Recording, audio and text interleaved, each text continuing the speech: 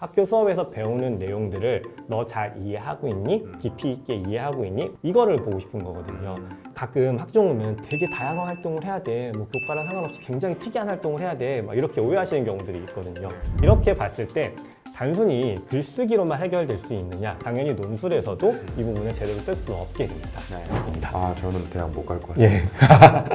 자, 오늘은 학부모님들의 입시에 대한 궁금증을 해결해 드리는 시간인데요. 입시에 대한 정보들이 굉장히 많이 있습니다. 그 정보들 속에서 학부모님들께서 굉장히 혼란스러워하고 계실 텐데 떠다니는 이 정보들의 핵심이 뭔지, 본질이 뭔지 저희가 깔끔하게 정리를 해드리도록 하겠습니다. 안녕하세요. 예, 안녕하십니까. 자, 오늘의 주제는 어떤 건가요? 예, 오늘의 주제는 댓글에서 네. 좀 궁금하신 거를 문의를 해주신 이제 회원님이 계셔가지고 네. 그거에 대한 답을 드리려고 하는데요. 수시에 관련된 내용입니다.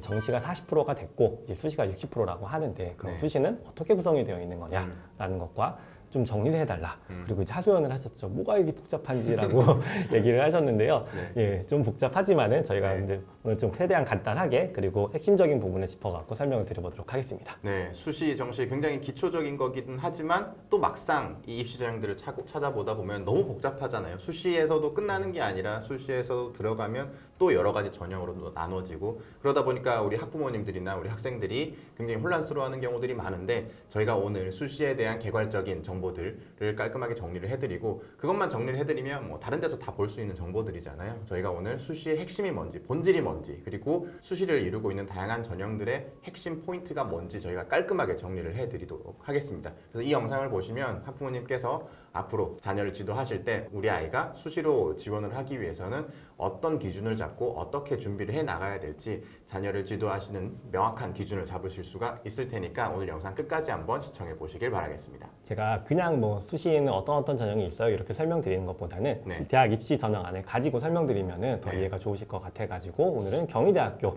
입시 전형안을 갖고 왔는데요. 근데 우리 애는 경희대 희망하지 않는데 굳이 봐야 되나요? 이런 의문을 가질 수가 있을 것 같거든요. 네, 대학별로 입시 전형 자체가 아주 상이하게 다른 것은 아니에요. 대부분 공통적인 요소를 갖고 있기 때문에 지금 설명드리는 거를 쭉 따라오시다 보면은 다른 대학교 전형을 보시더라도 저 전형 내용이 이런 거였지라는 부분은 쉽게 이해하실 수 있을 테니까 네. 이제 그런 걱정 안 하시고 쭉 따라오시면 될 것 같습니다. 네. 그래서 경희대학교가 23학년도에 인원을 네. 어떻게 뽑나 먼저 가볍게 설명드리면은 일단 수시로 54.7%를 뽑고요. 네. 정시로 45.3%를 뽑아요. 예, 정시가 40%보다 조금 더 많이 뽑고 네. 수시가 60%가 조금 더 적게 뽑는 대학의 유형을 가지고 있고요. 40%가 아니네요. 예, 40%는 밑으로만 안 떨어지면 됩니다. 그 이상 뽑는 거는 상관없기 때문에 네. 예, 이렇게 전형하는 계획을 했고요. 수시가 어떻게 구성이 되어 있나라는 네. 것을 보면은 경희대학교 같은 경우에는 수시가 총 4개의 전형으로 구성이 되어 있어요. 먼저 학생부 교과 전형, 네. 그리고 학생부 종합 전형, 네. 그리고 논술 우수 전형, 실기 우수 전형 이렇게 구성이 되어 있는데 네. 학생부 종합 전형 안에는 또 다양한 전형으로 3개가 나눠져 있는데 네. 네오르네상스 전형이라고 써 있는데 보통 학종에서 일반 전형이라고 불리는 전형을 경희대에서는 네오르네상스 전형이라고 하고요. 네. 고른기회 전형이라든가 1, 2 이렇게 나눠져 있는 전형들 같은 경우는 네. 사회 배려자라든가 농어촌이라든가 이런 학생들을 뽑을 때 학생부 종합 전형으로 선발한다라고 보시면 될 것 같습니다.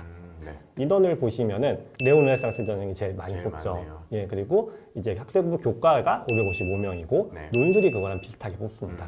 예, 그래서 오늘은 학생부 교과, 그리고 네. 학생부 종합, 그리고 논술. 저희가 이제 실기는 많은 학생들 대상을 하지 않기 때문에 네. 실기 전형을 제외하고 이 3개의 네. 전형에 대해서 설명을 드릴 텐데요. 네. 모든 대학이 그럼 이렇게 똑같이 구성을 갖고 있느냐? 사실 그거는 아닙니다. 예, 서울대학교 같은 경우에는 네. 학생부 교과가 없고요. 그리고 논술이 없습니다. 예. 종합만 있나요? 그렇죠. 학생부 종합이 거의 다 차지하고 있는 거고요. 예, 그리고 고려대 같은 경우에는 논술 전형이 없습니다. 예, 이렇게 상위 15개 대학 안에서 이 두 대학만 조금 특이점이 있으니까 네. 이거를 고려하시고 내용을 들으시면 좋을 것 같습니다. 나머지 대학은 3가지 전형이 다 골고루 반영이 되어 있고요. 예, 맞습니다. 네. 예, 그래서 이거 어떻게 구성이 되어 있나를 이제 학생부 교과부터 차례차례 볼 텐데요. 네. 학생부 교과는 지역균형 전형이라는 이름으로도 불리기도 합니다. 네. 그리고 또 학교장 추천 전형이라고 불리기도 하거든요.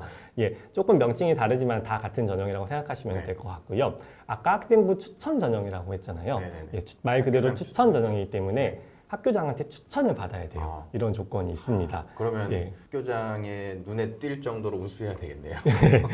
우수해야 되는 부분인데 네. 쉽게 생각하시면은 학교 안에서 학교장 추천을 받을 수 있는 게 예선이라고 생각하시면 되고요. 대학에 들어가서 이제 지원을 하는 이유가 본선이라고 생각하시면 되거든요. 네. 예선을 통과를 해야 될 텐데 그렇죠. 예선 통과의 기준은 아까 말한 우수성이겠죠. 네. 그 우수성이 뭐냐? 학생부 교과는 내신이라고 생각을 하시면 됩니다. 예, 내신이 좋은 순서대로 추천을 받게 되는데 네. 각 대학별로 몇 프로의 인원을 추천해 주세요, 몇 명을 추천해 주세요라는 이런 기준들이 있어요. 예, 그런 기준을 제가 지금 경희대 같은 경우에는 여기 하단에 보시면은 대학생의 5% 이내를 추천해 주세요라고 얘기를 했고요. 제가 이쪽에 다시 한번 정리를 해놨는데 네. 고려대 같은 경우에는 4%, 네. 뭐 한양대 같은 경우에는 11%, 네. 그리고 몇 명 기준으로 주는 대학도 있거든요. 네. 중앙대, 한국외대 같은 경우 20명, 그리고 건국대 같은 경우 좀 특이하게 제한이 없는 학교에 속합니다. 예. 이게 그 상위 5% 이내의 학생들을 추천해 달라는 게 아니라 전교생 중에 이 퍼센트 안에 드는 학생 숫자를 말씀하시는 거죠? 그렇죠. 가령 동국대 시립대 같은 경우에 8명을 추천을 하는데 네. 그럼 나 전교 8등 안에 못 드는데 그럼 추천 못 받는 건가? 그거는 아니거든요. 네. 앞에서 동국대나 시립대를 쓰고 싶지 않은 학생들이 있을 수 있어요. 그렇죠. 그런 학생들 이렇게 좀 빠지고 나면은 훨씬 더 뒤에 순번까지도 가는 경우가 있거든요. 네. 그래서 동국대 같은 경우에는 전교 30등 학생도 추천을 받는 경우를 봤어요. 예, 그렇기 때문에 본인이 어찌 됐든 간에 그래도 저 추천 인원 안에 들어갈 수 있을 정도의 내신을 유지를 해야 되거든요. 네. 그렇기 때문에 이 학생부 교과는 내신이 가장 중요한 요소이고 내가 추천을 받을 수 있을 정도의 내신 안에 유지를 해야 된다라는 걸 꼭 명심하셨으면 좋겠습니다. 이렇게 내신이 가장 중요한 요소다 보니까 네. 입학 성적이 어떻게 구성되나 하면은 이 표를 보시면 좀 쉽게 이해를 하실 수 있을 텐데요. 보시면은 각 학과별로 쭉 되어 있는데 앞에서 대부분 다 합격생들이 나와요. 그리고 동그라미 친 게 합격생들이고 X가 불합격 학생들이거든요. 네. 다 앞쪽에 몰려 있는 내용이죠. 경희대 같은 경우에는 1등급에서 2등급 사이 학생들이 주르륵 들어가게 되고 뭐 글로벌 커뮤니케이션 학과 같은 경우에는 조금 뒤쪽으로 빠지는 경향성을 보이고 있습니다. 근데 잘 보신 분들도 여기 X라는 걸 궁금해하실 수 있을 네, 텐데요. 이 X는 뭘까요? 수능 최저를 혹시 못 맞췄나요? 그렇죠. 예, 수능 최저를 못 맞힌 학생들 같은 경우에는 네. 아예 대상이 되지 않기 때문에 내신 성적이 아무리 좋아도 예, X 표시가 돼서 불합격하게 되는 거죠. 제일 위에 있는데 그렇죠. 1등이 X 표시가 돼버렸네요. 학생부 교과 전형을 준비하신다라고 하게 되면은 내 내신이 나의 합격 당락에 가장 큰 영향을 주는구나라고 인식을 하시면 될 것 같고요. 네. 학생부 교과 전형에서 내신이 가장 중요한 요소인 걸 맞긴 한데 네. 최근에 조금 다른 요소들을 반영하는 대학들이 있어요. 그래서 경희대학교도 그런 대학 중에 하나인데요. 경희대학교의 이제 전형 방법을 좀 보시면은 자 일단은 학생부 교과 성적 가지고 70% 네. 700점을 만듭니다. 네. 그리고 학생부 교과 종합평가 성적이라는 게 아하. 있거든요. 이거를 가지고 30% 아하. 그래서 300점을 만들어서 총 1000점으로 네. 학생을 선발을 하게 됩니다. 네. 근데 교과 종합평가 성적 네. 이름만 들어서 별도 아시겠잖아요. 학생부 네. 종합에서 반영하는 그런 요소들을 볼 것 같은 느낌적 느낌이 드는데 그렇죠. 사실인가요? 예, 이 학교에서는 이제 올해부터 반영이 되는 건데 30%를 학생부 교과 성적도 보지만은 네. 교과 성적 외에 세특이란 부분이 있어요. 아하. 세특에 있는 기록들을 가지고 이제 평가를 하겠다, 정성적 평가를 하겠다 해서 그거를 30%를 반영을 합니다. 네. 예, 그래서 이런 대학들이 또 있거든요. 그래서 제가 이제 밑에 한번 가볍게 정리를 해봤는데요. 오직 내신만 보는 학교들이 이렇게 쭈르륵 있습니다. 그리고 내신에 경희대처럼 생기부 요소를 보는 대학들이 고려대, 성균관대, 경희대, 건국대, 동국대 적지 이렇게 않습니다. 있습니다. 예, 그리고 내신에 면접을 보는 학교들도 있어요. 연세대 같은 경우에는 재시문 면접을 보고요. 네. 이화여대 같은 경우에는 면접에서 서류를 평가를 하는데 생기부를 가지고 평가를 합니다. 이 생기부 내용을 어떤 걸 보냐라고 하면은 그것도 학생부 종합적 요소를 물어보는 요소들이 들어가 있기 때문에 사실상 이것도 생기부를 본다라고 생각을 하시면 될 것 같고요. 이렇게 인원을 따져보면은 전체 서울의 상위 15개 대학 안에 교과 전형에서 선발하는 인원 중에 오직 내신만 갖고 보는 것보다 예, 서류를 같이 봐서 평가하는 대학들이 제법 많다라고 하고 절반 이상을 차지할 수도 있기 때문에 예, 그런 부분들을 생각을 하셔서 학생부 교과는 오직 내신이다. 틀린 말은 아니거든요. 네. 근데 내신만 갖고는 다 모든 대학이 통하지 않는다. 내가 학종을 준비하듯이 서류를 잘 준비해 놓으면은 모든 대학을 학생부 교과로 지원해 볼 수 있다라는 점을 명심하셨으면 좋겠습니다. 네. 자, 정리를 해보면 일단 학생부 교과는 교과 성적, 내신 성적이 가장 중요한 요소기는 하다. 이걸 가지고 교내 예선을 통과를 해서 학교의 추천을 받아서 지원을 할 수 있게 되는 거고 그 성적으로 학불도 거의 결정이 된다. 근데 최근 들어서 교과 성적뿐만 아니라 다른 학종적 요소를 반영하는 대학들이 점차 늘어나고 있는 추세다라고 정리를 하면 될까요? 네, 맞습니다. 자, 그러면 다음 학생부 종합전형으로 한번 넘어가 보시죠. 예, 다음에 학생부 종합전형은 경희대학교 네오르네상스 전형이라고 얘기를 했잖아요. 네. 전형 방법을 보시면은 일단은 2단계로 뽑습니다. 이 학교 네. 같은 경우에는. 그래서 1단계에서 3배수를 뽑거든요. 근데 1단계에서 5배수, 6배수 뽑는 학교들도 있어요. 예, 그런 학교도 있다는 거 참고하시고요. 2단계에서는 이제 면접을 보게 되거든요. 네. 1단계 서류 점수가 70%가 들어가는 거고요. 그리고 면접 성적이 30% 들어가갖고 총 최종 선발을 하게 되는데요. 네. 아까 교과 전형에서 제일 중요한 네. 게 내신이라고 말씀드렸잖아요. 네. 그러면 학생부 종합 전형에서는 제일 중요한 게 서류입니다.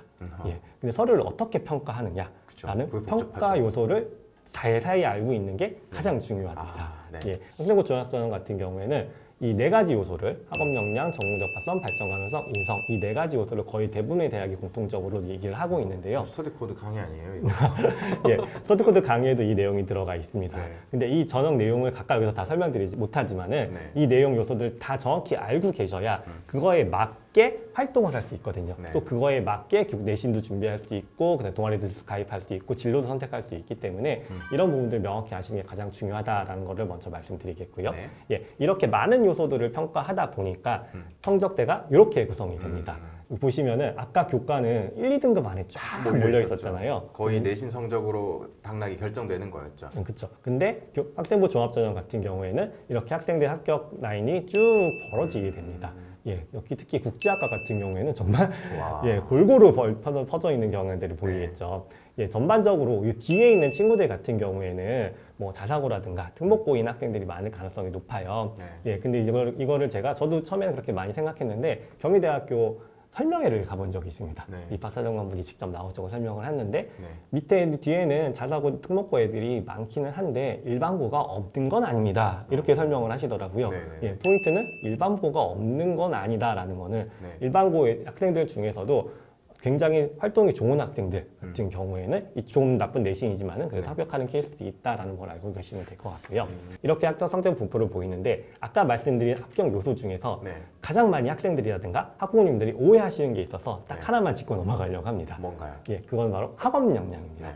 예, 학업 역량을 대학별로 이렇게 좀 자세하게 설명을 해주고 있는 부분인데 네. 제일 많이 하는 오해가 여기 빨간 박스 안에 들어가 있는 내용입니다. 학업 역량은 교과 성적만으로 평가한다고 생각하는 학생이 많은데 네. 그렇지 않습니다라고 얘기를 합니다. 그런데 그럼 뭘로 보나요? 예. 성적 말고. 내신을 보지만은 네. 내신 말고 내신을 따기까지의 과정 그리고 숫자로 표현되지 않는 교과 세특에서 선생님들이 글로 써준 학생의 태도 등을 보는 거거든요. 예, 그런 내용들을 종합적으로 본다라고 생각해서 이렇게 쭉 리스트를 좀 구체적으로 어떻게 보아요라고 해도 꼭 리스트를 해주셨는데 여기에 제가 파란색 박스로 쳐놓은 내용들이 있습니다. 네. 예, 파란 박스 내용의 가장 공통적인 부분은 교과라는 거죠.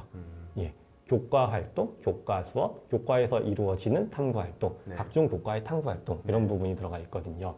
교과라는 거는 쉽게 생각하시면은 학교 수업이라고 생각하시면 됩니다. 네. 학교 수업에서 배우는 내용들을 너 잘 이해하고 있니? 깊이 있게 이해하고 있니? 완벽하게 이해하고 있니? 이거를 보고 싶은 거거든요. 이게 거의 학업 역량의 8, 90%를 차지한다라고 해도 틀린 말은 아닙니다. 제가 아까 교과라는 걸 포인트를 집어드렸잖아요. 다시 말씀드리면은 교과가 굉장히 중요한 포인트입니다. 가끔 학종 오면 되게 다양한 활동을 해야 돼. 뭐 교과랑 상관없이 굉장히 특이한 활동을 해야 돼. 막 이렇게 오해하시는 경우들이 있거든요. 네. 근데 그렇지 않습니다. 학업 역량에서도 교과를, 특히 수업 내용을 잘 이해하기 위한 활동을 하시면 되고요.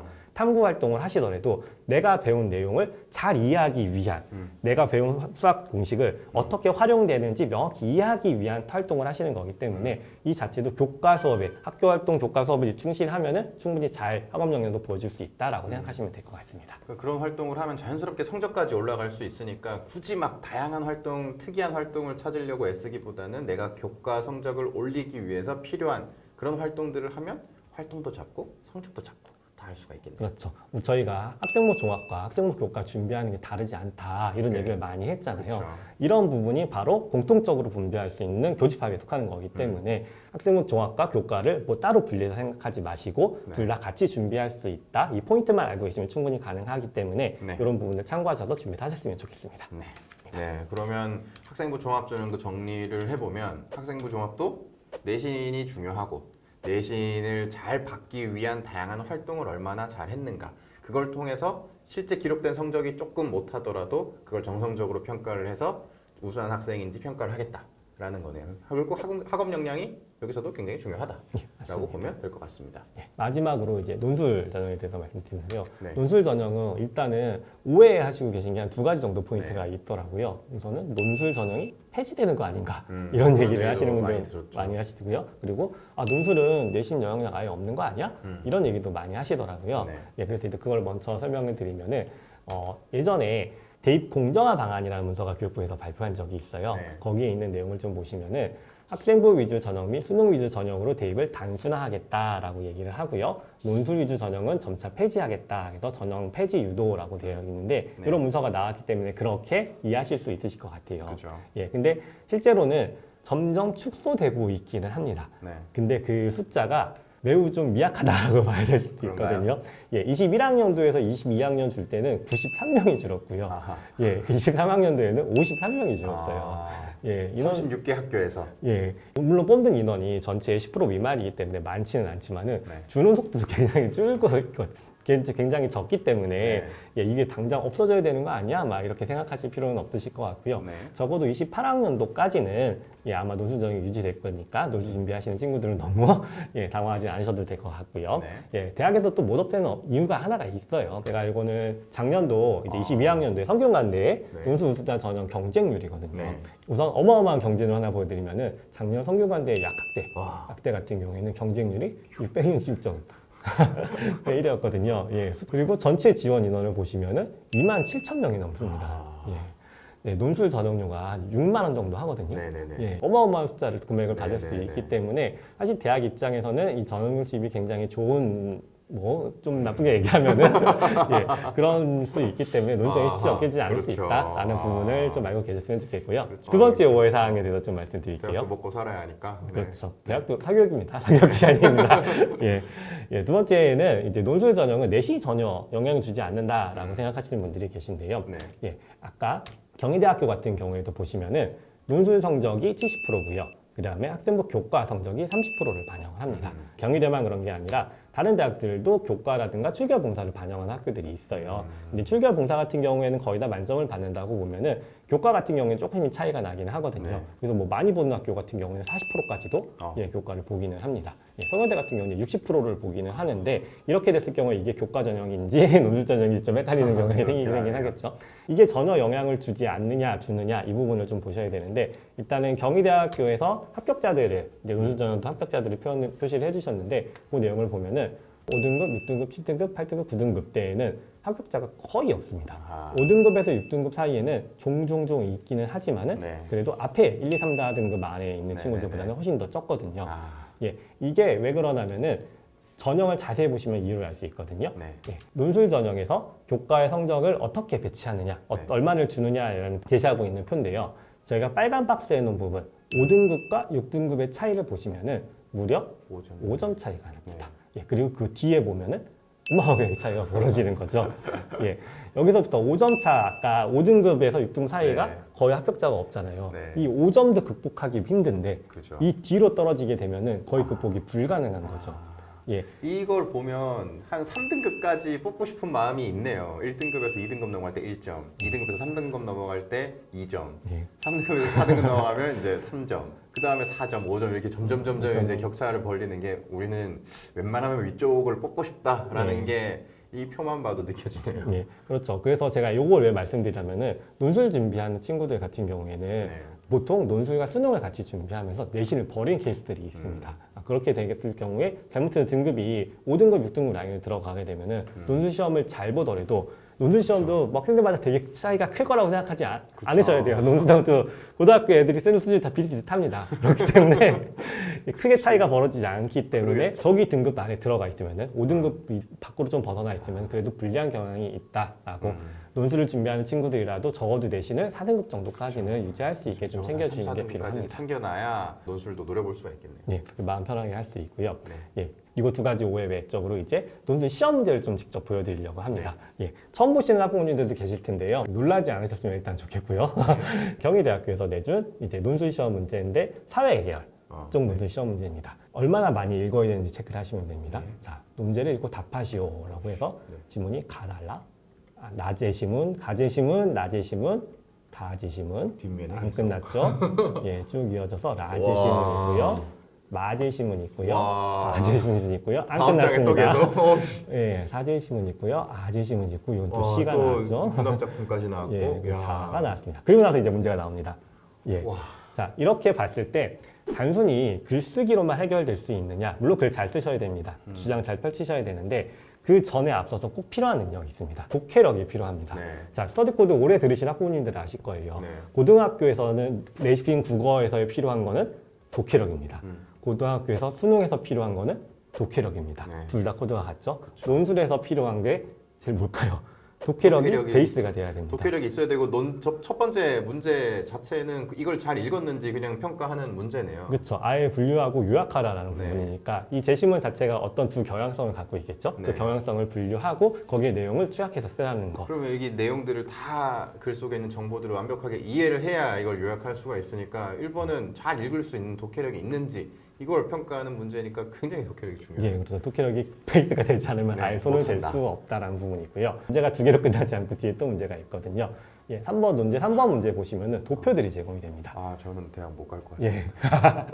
또 밑에 보면은 보시가 있고 다양한 숫자들이 제시를 하는데, 예, 아마 이제 문과 친구들 같은 경우에는 이거는 사회문화라는 그쵸. 과목에서 이런 거를 많이 네. 봤을 거예요. 이건 사회탐구 문제 형식이네요. 그렇죠. 사회탐구 공부를 충실히 하지 않으면은 이런 도표들 같은 거에 대한 분석 능력을 학교 수업이라든가 아니면 수능 준비에서 길러놓지 못하시면은 당연히 논술에서도 이 부분을 제대로 쓸 수 없게 됩니다. 네. 예, 이런 부분 때문에 내신에서 국어와 수능 국어와 논술에서 원하는 국어가 다르지 않다라는 네. 점을 좀 인지하셨으면 좋겠고요. 사회계열 쪽을 좀 보여드렸으니까 이번에는 이제 자연계열 쪽을 좀 보여드릴게요. 네. 자연계열들 같은 경우에는 이런 문제가 나옵니다. 여기 보면 앞에 이제 확률과 통계라는 부분이고요. 예, 보시만 해도 이제 엄청난 수학 문제라고 보시면 되는데 수능 과거의 어려운 4점짜리 문제들보다 더 어려운 네. 문제라고 생각을 하시면 됩니다. 저희가 전에 다른 영상에서 논술이나 이런 고사는 수능 20, 30점짜리 문제다라는 얘기를 한 적이 있는데 실제 그렇네요. 예, 실제 그렇고요. 여기서 보시면은 구하고 근거를 논술하시오. 자, 또 구하고 그리고 그 근거를 논술하시오라고 써 이거는- 있습니다. 다른 문제를 보시면 이거 이제 네. 미적분 관련된 문제인데요. 이제 네. 리미트 어쩌고 써 있죠. 네. 이 문제도 구하고 그 근거를 논술하시오. 음흠. 그것도 구하고 그 논술하시오. 예, 수리 논술 같은 경우에는 이런 유형이 가장 많습니다. 논술인가요? 예, 근데 여기서 포인트를 좀 잘 잡으셔야 돼요. 네. 구하고라는 부분이 있습니다. 네. 구하라는 거는 어쨌든 풀이 과정을 써서 네가 풀어봐, 답을 찾아봐라는 거잖아요. 이랬을 같은 경우에는 이 풀이 과정을 세우는 게 굉장히 중요합니다. 그렇죠. 예, 저희 굳이 수학의 코드로 얘기하게 되면은 과정 설계력이 필요한 거죠. 그렇죠. 과정 설계한 것들을 바탕으로 쭉 잘 정리를 해야 되는 거잖아요. 그렇죠. 그리고 근거를 논술하시오라는 부분이 있는데 풀이 과정에서 내가 이 개념을 왜 썼는지, 이 풀이 과정을 왜 이 순서로 가지고 갔는지에 대한 근거를 쓰는 거잖아요. 그렇죠. 이거는 저희 수학의 코드로 또 얘기하면은 가져쓰기를 명확히 알고 있어야 됩니다. 그렇죠. 저희가 내신 공부할 때도 가져쓰기와 과정설계력이 필요하다. 수능에서도 가져쓰기와 과정설계가 핵심이다라고 얘기했는데 네. 논술에서 역시 그게 가장 포인트가 되는 능력이라는 겁니다. 예, 고등학교는 인문계열이든 사회계열이든 자연계열이든 네. 자, 내신과 수능과 그리고 논술이 다르지 않다라는 점입니다. 네. 이 부분을 좀 잘 인지를 하시고 논술 준비를 하셔야 되는 부분이죠. 자, 논술 전형도 다시 한번 정리를 해보면 논술 전형도 방금 문제를 보셔서 아시겠지만 단순히 글쓰기 능력을 그냥 평가를 하는 그런 전형이 아니라 입시에서 평가하고자 하는 각 과목별의 그 능력을 충분히 갖춘 학생들을 좋게 평가하기 때문에 그냥 글만 잘 쓰면 되겠지 이런 생각을 하시는 건 절대 금물이고 방금 보신 것처럼 사회계열, 인문계열 학생 같은 경우에는 국어의 능력 그리고 사회 과목의 그런 능력을 평소에 충분히 그렇게 깊이 있게 키워둬야 이 논술에서 좋은 결과를 얻을 수가 있고요. 자연계열 학생들 같은 경우에는 수학 과목이나 과학 과목에 대한 능력이 충분히 깊이 있게 잘 쌓여 있어야 논술에서도 좋은 평가를 받을 수가 있다. 그리고 이것만 해서 되는 게 아니라 앞서 보셨던 것처럼 내신도 버려버리면 내신 등급이 너무 낮으면 논술에서도 망한다. 그렇기 때문에 내신도 잘 챙기고 이런 과목별 능력도 출중히 챙겨놔야 된다라고 정리를 해볼 수가 있겠습니다. 전체적으로 한번 정리를 해주시죠. 예, 제가 수시를 좀 전체적으로 정리를 해드릴 텐데 예, 수시 60%가 어떻게 구성이 되는가? 교과, 학종, 논술 그리고 이제 저희가 다루지 않았지만은 실기로 구성이 된다라는 네. 부분이고요. 그러면 이 수시를 어떻게 준비해야 되느냐라는 부분은 수시는 결국 뽑고 싶은 학생이 네. 학교 생활을 충실한 학생을 뽑고 싶은 거예요. 음. 그게 내신이든 네. 아니면 뭐 활동이든 네. 그를 통해서 얻어가는 깊이든 이게 모두 학교 생활을 충실히 한 학생에 속하거든요. 충실하다는 기준을 봤을 때 내신을 잘 본 학생도 뽑고 싶고요. 예, 내신도 잘하고 활동도 잘하는 학생도 뽑고 싶고요. 내신에 있는 교과 수업에 있는 굉장히 깊이 있게 공부하는 학생도 뽑고 싶은 거거든요. 네. 이게 각각 교과고 학종이고 논술입니다. 그렇기 때문에 학교 생활을 충실하게 하시면 되는데 충실하게 하는 게 어떻게 하는 거냐라고 네. 설명을 드리면은 각 교과, 특히 수업에 있는 내용을 깊이 있게 이해하려고 노력하시고요. 완벽하게 이해하시려고 노력하시는 게 바로 수시 준비를 하시는 가장 큰 포인트다라고 생각하시면 될 것 같습니다. 수시에 대해서 저희가 길게 설명을 드렸는데 계속 듣다 보면 다른 전형인데 결국 준비를 해야 되는 게 똑같네? 라는 게 이제 이해가 되실 겁니다. 수시에는 교과 전형도 있고요. 학종도 있고요. 논술도 있고요. 다양한 전형들이 있는데 이거 다 복잡한데 어떻게 다 준비해? 라고 일반적으로 생각을 하실 텐데 지금 이 영상을 쭉 봐오셨다면 교과에서 평가하고자 하는 능력이랑 학종에서도 보는 거랑 논술에서 보는 거랑 결국은 일맥상통하구나. 입시에서 평가하고자 하는 그 능력을 학교 생활을 통해서 충실히 내가 쌓기만 하면 충분히 세 개 다를 다 동시에 준비를 할 수가 있구나라는 걸 이해하실 수가 있을 겁니다. 이 대학에서도 학교 생활을 충실히 한 학생을 선발을 하고 싶은데 그런 학생들이 어떤 학생은 뭐 교과가 우수한 학생도 있고 어떤 학생은 학종 활동이 우수한 학생도 있고 논술이 우수한 학생도 있고 이런 식으로 있듯이 그냥 내 능력을 키운다라는 관점에서 학교 생활을 잘 하시면 내가 만약에 나는 특히 내신 성적에 좀 강점이 있어. 나는 성적도 좋긴 하지만 나는 활동이 훨씬 플러스 될 요소가 있는 것 같아. 근데 나는 공부를 하다 보니까 한쪽 분야를 좀 깊이 있게 판 것 같아. 이런 식으로 학생들마다 특징이 조금씩 나눠질 거거든요. 거기에 맞춰서 마지막에 3학년 때 나한테 가장 유리한 전형으로 툭 지원을 하면 되는 거지. 벌써부터 미리미리 나는 수시에서 교과 중에 뭘 노릴 거야. 학종에서 뭘 노릴 거야. 이렇게 좁혀두시는 것보다 넓게 열어두시고 이렇게 공통된 능력을 같이 준비하시다 보면 수시의 60%도 다 잡으실 수가 있고요. 그리고 앞서 잠깐 얘기했던 것처럼 정시도 똑같이 수능에서 평가하고자 하는 능력이 똑같기 때문에 정시까지 동시에 다 잡으실 수가 있을 것 같습니다. 마지막으로 덧붙이실 말씀 있으실까요? 예, 학부모님들께서 대학 입학 전형을 되게 다 복잡하게 생각하실 수는 있으신데요. 네. 예, 특히 수시 같은 경우에는 종류가 많잖아요. 오늘 말씀드렸듯이 이 수시의 본질은 비교적 하나에 가깝기 때문에 자녀분을 지도하실 때도 이런 방향성을 갖고 지도하시면 크게 도움이 되실 것 같습니다. 앞으로도 수시에 관련된 다양한 정보들이 있을 텐데 그때마다 막 이 정보 저 정보 흔들리지 마시고 결국은 평가하고자 하는 능력은 다 똑같구나 라는 생각을 갖고 자녀 지도를 해주시면 될 것 같고요. 저희가 앞에서 계속 뭐 국어에서 필요한 능력은 뭐고 학종에서 필요한 4대 능력은 뭐고 이런 내용들을 말씀을 드렸는데 그 부분에 대해서 저희가 이 영상에서 다 다루지 못했는데 그 부분에 대해서 더 알고 싶으신 학부모님들께서는 다른 영상들을 참고를 하시거나 저희 홈페이지에 접속하셔서 유료 강의를 보시면 각 과목별로 3시간 내로 짧게 정리해드린 영상이 있으니까 그 영상들을 참고해 보시면 될 것 같습니다. 그러면 또 저희 학부모님들께서 혼란스러운 입시 정보가 있으실 때 저희가 그걸 깔끔하게 정리를 해드리도록 하겠습니다. 댓글로 궁금한 거 많이 달아주시면 저희가 오늘처럼 자료를 준비를 해서 제공해 드릴 테니까 많은 댓글 부탁드리겠습니다. 자, 그러면 다음 시간에 뵙겠습니다. 감사합니다. 네, 감사합니다.